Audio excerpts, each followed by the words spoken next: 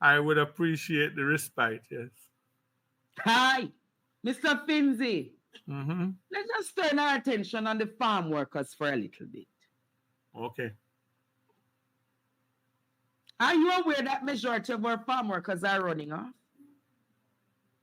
I don't know if it's a majority, but I know a couple of them take exit stage right. But Sir Finzi, how do we deal with a situation where the farm workers are being treated unfairly? Again, without doing unfair comparison, think of the past ministers of labor. It was not a bright thing to do to mess around our farm workers when certain people were minister of labor. Because then we get up and go up there and tell the farmers, don't play the fool, don't play the ass. Because they defended the farm workers. Now, when last have you heard that the farm workers are being defended? Well, Carl Samuda went up there and said that they were not being mistreated.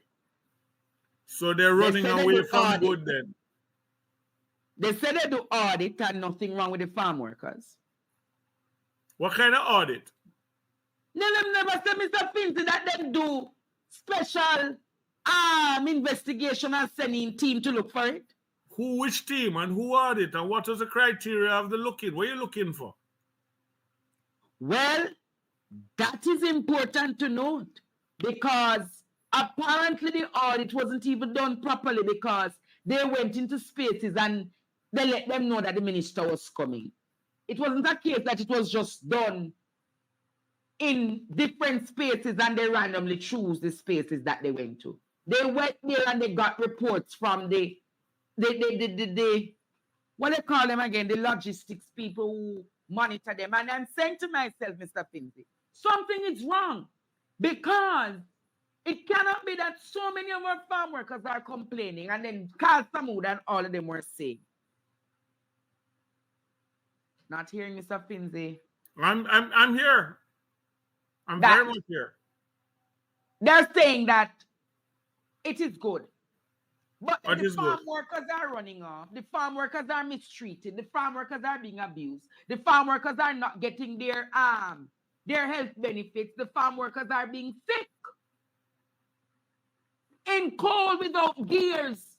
And then when they run off, they said to them that it apparently Colonel Charles Jr. is more caught up with the farm workers running off rather than being caught up, Mr. Finzi, with the farm workers' well-being and welfare. I want you to address him tonight.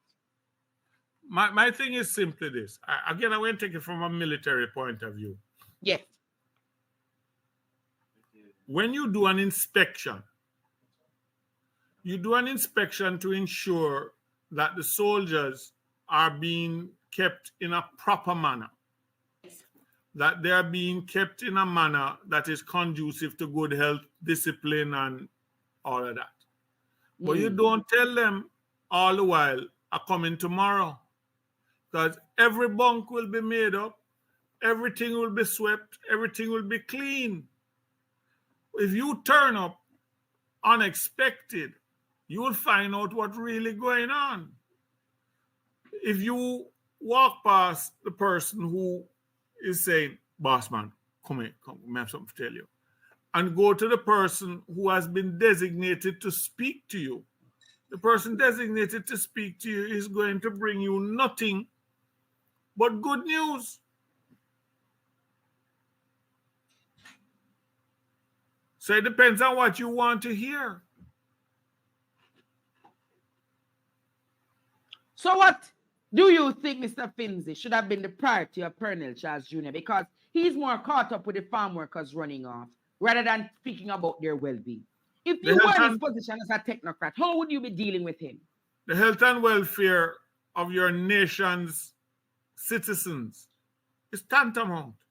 This is the first thing you check for. Everything else is second. Do you know what makes the United States think them bad?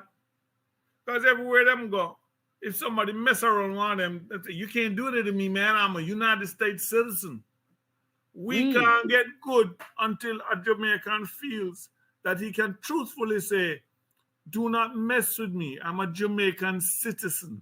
So let me ask you now, what is the benefit of currently being a Jamaican citizen? Repeat that, Repeat that question, Mr. Finzi. That's a, what that one hit me tonight. What is the benefit of what? Being a Jamaican citizen. Prone to abuse. I said benefit. Those are the benefits. There's nothing more. Prone to abuse by police. Prone to bad hospitals. Prone to poor education and road systems. Those are the benefits of being a Jamaican citizen. What are the benefits, Mr. Finzi? Foreign countries rate our citizens as workers and entrepreneurs the world over. There's very few places, whether it is good or bad them doing, that Jamaicans aren't rated as just something else. Even the crime, the posses up there were said to be running the drug business like a Fortune 500 company. We're good. We're just very good at being bad too. But the thing is this, and I come back to it, we have not taught our citizens to believe that they can own something. We must still be on the plantation working for pittance. You're a good fellow. There you go. Because you see, the more people who own something is the less people you can pay, less money. If you line up a whole pile of people for a job, and the first one said, pay me $7,000 an hour. Second one said, give me $6,500. And it'll go down the line. You see, by the time you reach the end of the line, you do it for food. If you listen to how people in political office speak to their citizens, they only take a certain tone when voting soon come. And the minute voting done, you go back to being, yo boy, come here. Come out of the car. So how do we strike the balance in this situation, Mr. Finzi? Particularly for the farm workers and contracted workers. Sit down with the farmers and say, well, is either you treat the Jamaicans properly or you can go get your workers from San Salvador. But then that would lead us to a disadvantage because some people want to really go on the farm work program. If they want to go on the farm work program and deal with those type of conditions, fine. But Jamaica have some of the most fertile soil in the world, and we're about to go through a food shortage in the world. We're going through it. Why don't you set up like once upon a time, there used to be farm work situation going up where you give people 5-acre plots and thing, and them farm it and then bring it to the AMC and sell it there. We can export. There was a time when Cayman don't eat unless we plant. How long ago was that, Mr. Finzi?